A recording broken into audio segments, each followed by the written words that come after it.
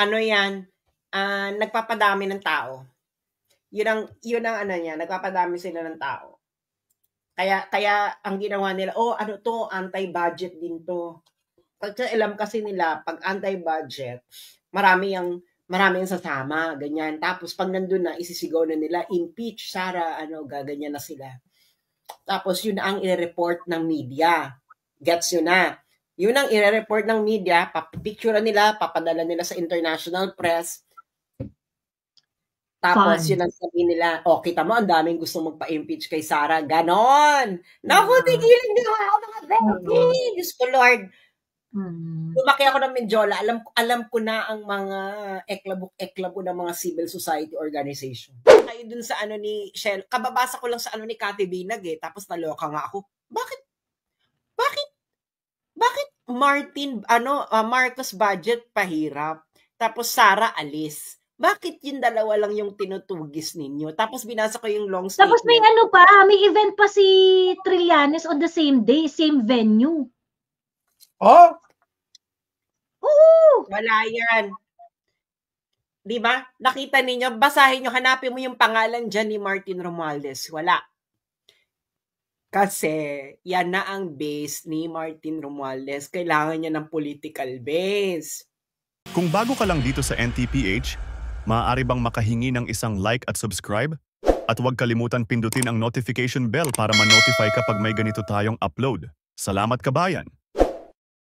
Ayun. Sorry, kagigising ko lang. Gusto ko lang sabihin na huwag kayong a-attend ng January 31 rally. Alam mo, sobra nilang deceitful.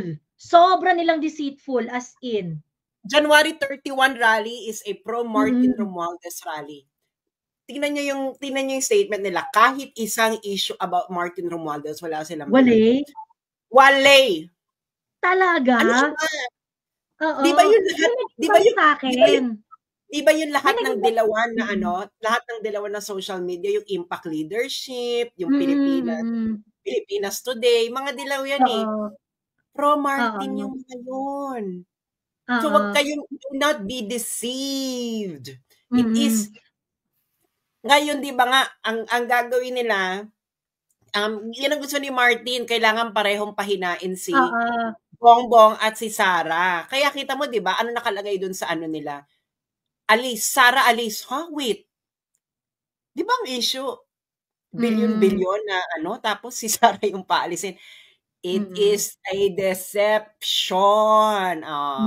Huwag kayo nga sabihin nyo dyan, yan ay pro-Martin Romualdez na rally. Galit kayo sa sa BICAM, nandiyan ang kasama nyong akbayan. Chinek ko ang journal ng botohan ng BICAM report sa Congress. Kasi diba pag bobotohan yun sa Congress, yung final report. Dahil walang umalma. Walang umalma sa kanila. Tapos nandyan siya sa rally, yung akbayan. Nasabi sila Congress Huwag kayong maniniwala dyan. Do not be deceived. January 30, yan, that is already the political base of Martin Romualdez. Kasi walang political base si Martin Romualdez.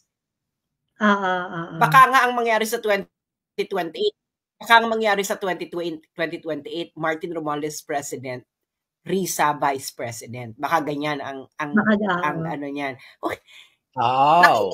Tingnan nyo, di ba walang, di ba? Di ba, mga vets? Basahin niyo yung statement. Pumunta kayo dun sa ni Shell. Kababasa ko lang sa ni Cathy Binag tapos naloka nga ako. Bakit Martin, Marcos budget pahirap, tapos Sara alis? Bakit yung dalawa lang yung tinutugis ninyo? Tapos binasa ko yung long statement. Tapos may may event pa si Trillanes on the same day, same venue. Wala yan. Diba? Nakita ninyo, basahin nyo, hanapin mo yung pangalan dyan ni Martin Romualdez. Wala. Kasi yan na ang base ni Martin Romualdez. Kailangan niya ng political base. Ipag-isip-isip. Sa ni Shelo? Sa page ni Shelo Magno? Tingnan mo si Cathy Binay, ni-repost niya yung ni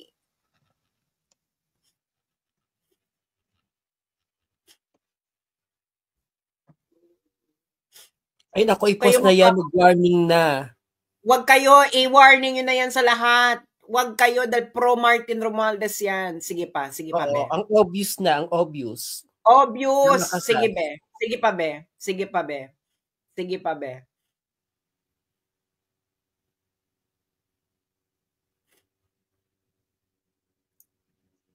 Ito. Yan. Tinan mo, basahin mo yung ano, basahin mo. Tinan mo, hanapin mo yung Marcos Duterte managot, Marcos budget pahirap, Sara alis dyan. Boses ng Pilipino Konsyerto ng Bayan, Clergy and Citizens for Good Governance. Ay, may pare. Talagang huwag kayo matindi may pare. Seymour. Tinan mo, hanapin mo dyan si Martin Romualdez. Clergy and Citizen for Good Governance, 31 January 2025. The Clergy and Citizen for Good Governance rejects corruption in all forms. We demand accountability from the Marcos, Dutertes, and our Congress. Pag Congress, no, dapat accountability from the President, the Vice President, and our, dapat ganon. Diba? We reject the 2025 national budget because it promotes the interest of politicians and betrays the welfare of the Filipino. It was designed to weaken our institution, promote patronage politics, and reinforce the unjust status quo. It defunded PhilHealth to force Filipinos to beg for financial medical assistance from politicians. It slashed the budgets of the 4Ps, project in favor of ayuda politics. It undermined education by reducing the budget for hiring and training of teachers and the computerization program. In the process, it violated the Philippine Constitution that mandates the primacy of education in favor of pork barrel under the guise of Critic Public Works Project. The budget for public transportation was reduced and the AFP modernization program was deprioritized. Priority infrastructure projects were defunded. Okay, blah, blah, blah, blah. To this end, we demand the following. We call on the Supreme Court to rule on the constitutionality of the General Appropriations Act of 2025. We call for Congress to repeal the General Appropriations Act. We call on Congress to enact anti-political dynasty. We call for genuine transparency. We call on the release of the names of the supposed beneficiaries. Our stand includes call to adjust the corrupt practices. We call on Congress to exercise to rid of government inept and corrupt politicians like Sara Duterte by impeaching her. Oh, so it's impeach Sara na rally. Kunwari lang. We demand Secretary Teodoro to disclose the result of the military's investigation of 2 military aides who ended up in possession of the 125 million confidential fund of the Vice President Duterte. Oh, bakit yung call to action para kay Sara? Exactly.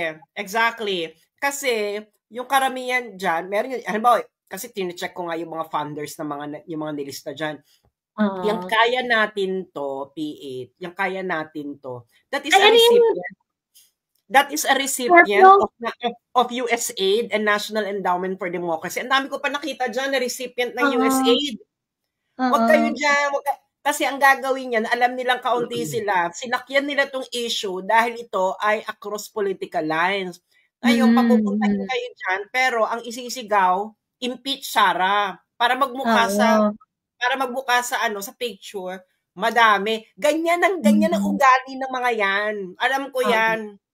Kaya ako, sabi ko, ay, bakit itong si Shelo wala itong binabanggit about heavy luggage, bakit ang banat niya kay Martin Romualdez very light. Diba? Wala yan. That is, yan, na kayo, do not be deceived. Kasi bakit wala kang Martin Romualdez na nabanggit? Siya ang nasa behind yan. Ba't hindi mo mabanggit yung mga bycam na dilaw? Di ba may mga dilaw na nasa bycam? Si Stella Kimbo, ba't hindi nyo mabanggit? Wala yan. Hindi nyo masabi-sabi, no? Wala yan. Dinideceive lang kayo niyan para magbukas. Pagkatapos, gusto pang pakiusap, tapos ang call to action for Congress to act to impeach corrupt officers like Sara Duterte. Bakit si Sara, billion yung in-award ng House of Representatives sa sarili nila? Wala yan. Alam nyo na. Alam nyo na, di ba? So, puntahan nyo yung wall ngayon ni Shelo Magno. Bakit ayaw yung paalisin si Martin Romualdez? Ba't ayaw yung singilin si Martin Romualdez sa heavy luggage? Eh yun, meron ng decision yun sa Delaware. Puntahan nyo ngayon. Now na. Gago, no? Ginago tayo. Alam mo, ito yung ito yung sakit ng dilawan eh. Ang galing nilang mga ang galing manggago. Ang galing manggamit din. Kakalokin politika natin. Nako, hindi na, na yan? Tagal na yan. Ano to? Anti-Duterte rally to, hiding as as a budget rally. Oo. Para magmukha silang madami. Kasi, pampadami yung anti-budget. Nagigets yun na. Hindi naman yan anti-budget ng umpisa eh. Kasi di ba ginawa yan para tapatan yung INC? Oo. Kaya nga may mga pare eh. Hindi nila matanggap ng mga pare na yung mga INC kaya maghatak ng followers sila na ganun kadami. Eh yung mga pare, yung mga Katoliko, wala. Ganun talaga maglaro yung mga dilaw. Kasi Bongbong Marcos, dilaw man yan. Kaya ginamit niya si Sara. Parang inuto niya lang si Sara din para dumami yung supporters niya. Ulul.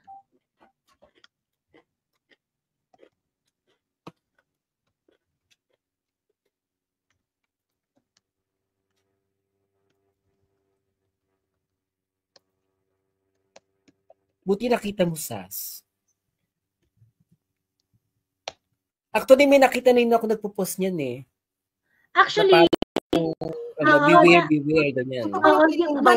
Nung nakita ko na si Trillanes calling for anti-impeachment ng 31 pagkatapos same venue, doon ako turn off na parang ano ba nito eh? Ano pala, nandiyan pala si Trillanes, alam na. Diba? Yeah. Miss Joey, ito ba yung ini-invite ka? Ito yon? Ay, tinitingnan ko kasi yung 31 din yung invitation sa akin eh. 31 yung invitation. Pero dito, ang call nila is the General Appropriations Act stands as the most corrupt budget in the history of our nation. We vehemently condemn the brazen complicity of President Ferdinand Marcos, Speaker Martin Romualdez, and former House Appropriation Committee Saldico. So dito pinangalanan nila ng bonggang-bongga yung tatlo. Sino nagbigay sa'yo ng invitation? Ha? Sino nagbigay sa'yo ng invitation? Sabihin ko sa'yo sa... Ngayon na? Hindi ko rin kilala eh. Ngayon hindi ko kilala yung name niya. Hindi sikat. Tapos, baka alam ko. Bigyan mo sa akin. Wait.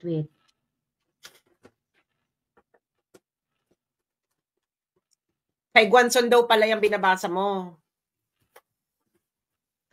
Kay Guanzon.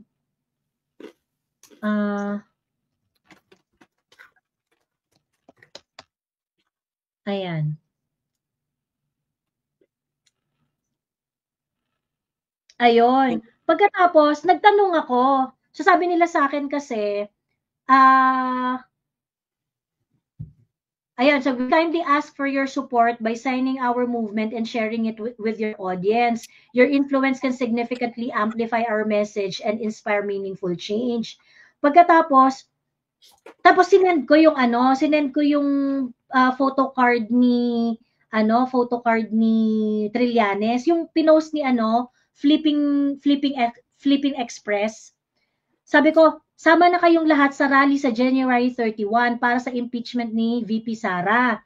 We are inviting everyone to join the multi-sectoral rally para sa impeachment ni Sara on 31, 9 a.m. at the People's Power Monument. Panimula pa lang ito. Let our voices be heard. Tapos tinanong ko, is this true? Sabi ko ganun. Tapos nagsumugot sila. Sabi niya, yes, it's true. But the rally I mentioned is calling for action against 2025 GAA and asking Speaker FMR, BBM, and Saldico to take responsibility. There are several rallies scheduled for that day. So, mami, mukhang ini-scam ka nung kausap mo. Oo. Alam mo gagawin nila yan? Ang gagawin nila yan, padadamihin nila yung tao. Tapos, ipopronta nila sa international press, o ito, anti-impeachment Sara. Ganyan yan, Day. Oo. Sabi ko, you allowed it to be done on the same day and same venue? Sabi ko, so Trillanes is one of the organizers of the 31 rally. Sabi niya, no po, he is organizing a separate rally. But it is on the same day. Sabi ko ganon. Sabi nila, yes. You allowed it to be done on the same day and same venue? Parang too much of a sabi ko, you should not allow this event. You should not allow this event to be tainted by anti-Sara calls if you are serious. Yun sabi ko. Too much of a coincidence na, Miss Joey, na yung rally ni Trilly is on the same day, same venue. Tapos meron namang another rally for the budget, diba?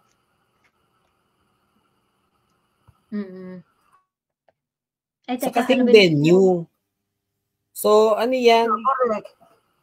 Gagamitin lang yung mahihikayat, yung gagamitin na ano. Yun nga yung sabi ko kay Miss Joey kanina, Miss Laike. Hindi sa atin yan. Oo. No. Scam. Ini-scam ka, Mami Joey. Oo. Ayun. Sinend ko nga yung sabi ko, you allowed it to happen on the same day, tas nandun si Trillanes, same venue. Anong final na sagot nila sa'yo, Miss Joey? Sabi nila meron daw rally before 31. Mag-organize din daw sila ng rally, separate rally before 31. So papaalisin nila kayo? Pero ang tagal niya nag-reply na after. Ang tagal na nag-reply sa akin after. Pero kasi sinabi ko nga, you should not allow this event to be tainted with anti-Sara calls if you're serious. Sabi ko gano'n. So don't worry, ma'am, we'll hold a rally before January 31, separating from those involved with anti-Sara. 31 yung nakalagay doon sa invitation nyo eh. Wala yan. Kaya ginawa nila yan, binubudol kayo. Ang gagawin nila, pararamihin nila yung tao dyan kasi gusto nilang tapatan yung INC rally.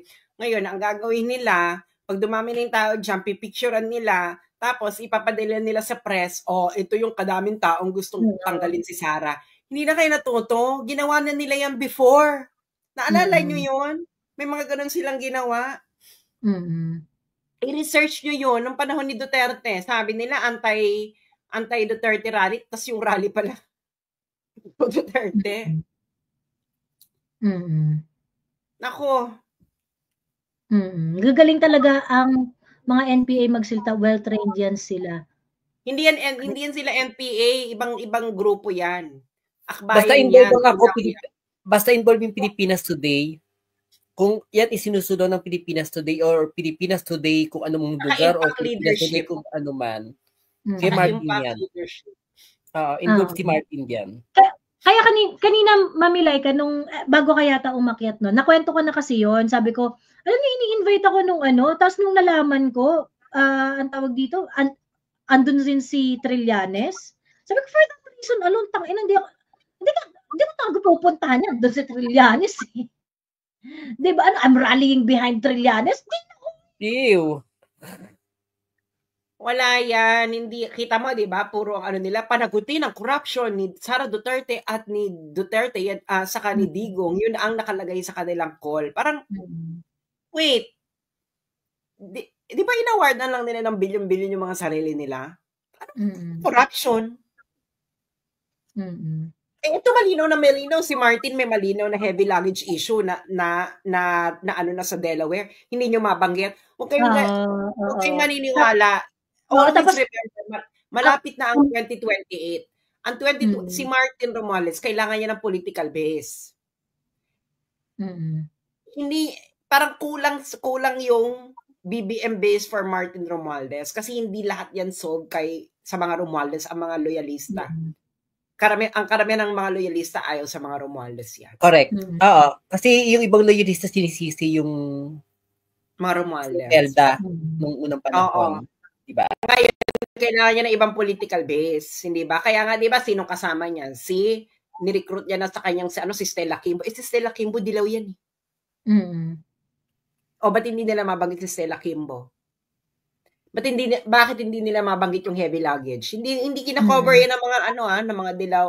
Can you imagine ilang beses na natin tong inaano? Wala yan. Hindi mo mabanggit si Martin Romualdez. Siya ang ganun ka-naive na hindi mo alam na si Martin Romualdez ang isa sa mga prime mover ng corruption sa BBM administration. Kung hindi mo alam, bakit ka makikijoin dyan? Wala sige, yan. Campaign natin. I-post natin ang campaign. It's not really an anti-budget call. It's not really an anti-budget. Their call to action is to impeach Inday. Yes. Oo. Yun ang call to action nila. It's an impeachment. It's an impeach Inday rally. Ang ginawa lang nila, behind the national budget issue. Ang ginawa lang nila, alam nilang hindi nila kaya mapantayan yung INC rally. So ngayon, humanap sila ng ibang issues na pwedeng may mga taong makijoin. Kasi nga, ganyan ang pag-organize mo ng rally. Ang gagawin mo, papadamihin mo yung issue. Kunwari. Tapos biglang magugulat ka nila, bakit ibagsak ang gobyerno na?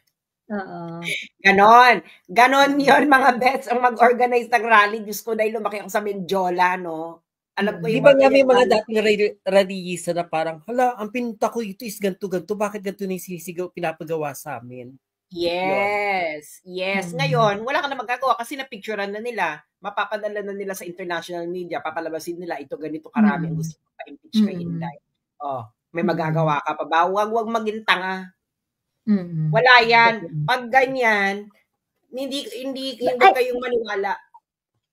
Bex, may kukwento pala ako sa'yo na may kukwento ko sa'yo. Pag hindi pang public consumption. Okay. Pero yan yung nila. Kasi binasa ko yung bakit walang, yun una ko napansin bakit walang Martin Romualdez sa statement ni Shelo? Alam ng lahat siya ang kingpin. Kabayad ka, Shelo? Tao ka ni Martin? Looks like it.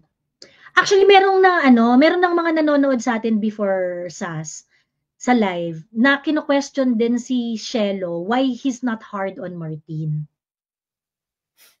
Alam marami kami naka-observe, oo. Si Martin ang may may heavy luggage issue Siya ang siya ang may established as fact sa korte pa ng Amerika, Shelo.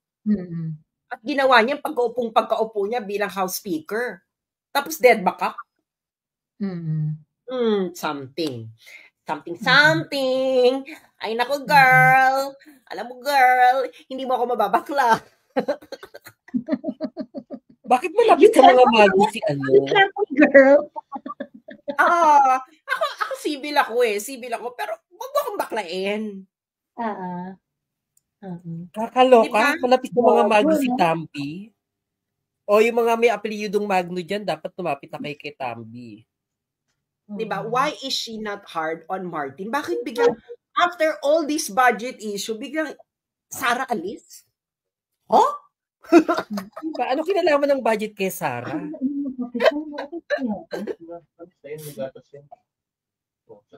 Huwag kayo dyan. Girl. I know, Shelo. You were still okay with me, but girl. Baka yung argument na naman nila nito is yung INC daw ginamit na para manghikayat ng mga BBM supporters kasi sabi in support of the president. Talagang in support of the president yung nila, in support of the statement of the president. Yun nga. Hindi mapa-impeach si Sara. Tapos ginamit na ng mga BBM supporters na in support daw ng president, yung ganun. So nagpuntahan din sila doon, pero pagdating na doon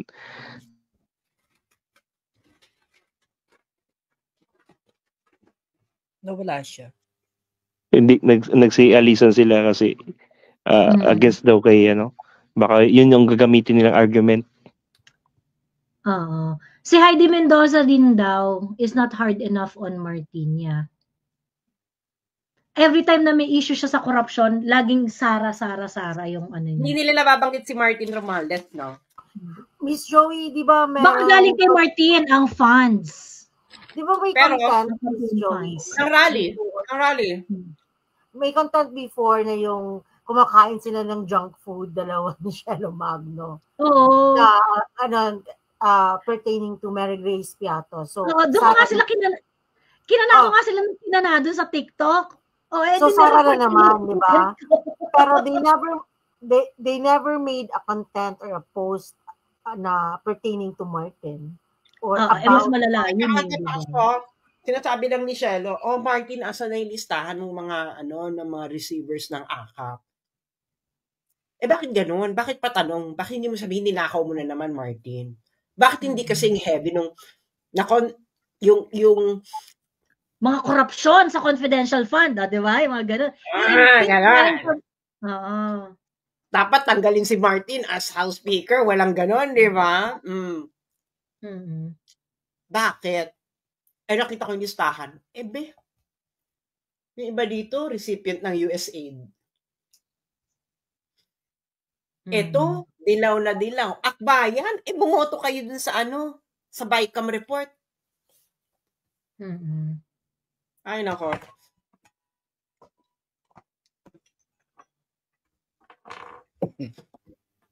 Yan? Nagpapadami ng tao. Yun ang niya, nagpapadami sila ng tao. Kaya ang ginawa nila, anti-budget din to. Alam kasi nila, pag anti-budget, marami yung sasama, ganyan. Tapos pag nandun na, isisigaw na nila, impeach, Sara, gaganyan na sila. Tapos yun ang i-report ng media. Gets yun na. Yun ang i-report ng media, papipicture nila, papadala nila sa international press. Tapos yun ang sabihin nila, kita mo, ang daming gusto magpa-impeach kay Sara. Ganon! Naku, tigilan nyo ako mga baby! Diyos ko, Lord. Lumaki ako ng Menjola. Alam ko na ang mga eklabo ng mga civil society organization. Dahil.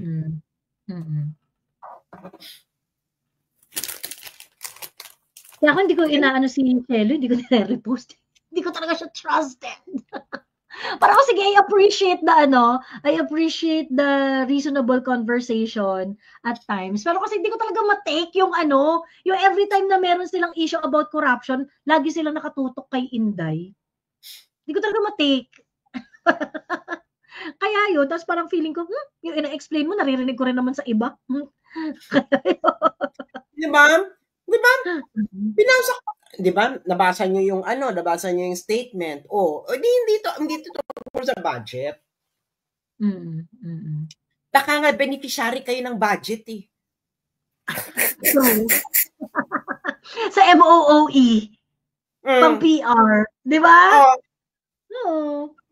Lalo na tumaas ng 17 billion. Baka naman etos lang na magiging anti-budget kayo. Kasi alam niyo namang hindi mananalo yung sa Supreme Court. Meron pala Supreme Court decision na pag yung BICAM pinagbotohan ng Senate saka ng Congress. Okay, kaya lusot yung 17 billion na dinagdag sa House of Representatives. Ganun kagago, girl. Can you imagine? So pwede palang ganun na sa House, sa Senate, sabihin nyo lang, ito lang gusto namin pera. 16 billion lang, sila ganito. Pagdating ng BICAM, i-reconcile natin ang ating mga i-reconcile natin ang mga figures na ito sa ating totoong pangangailangan.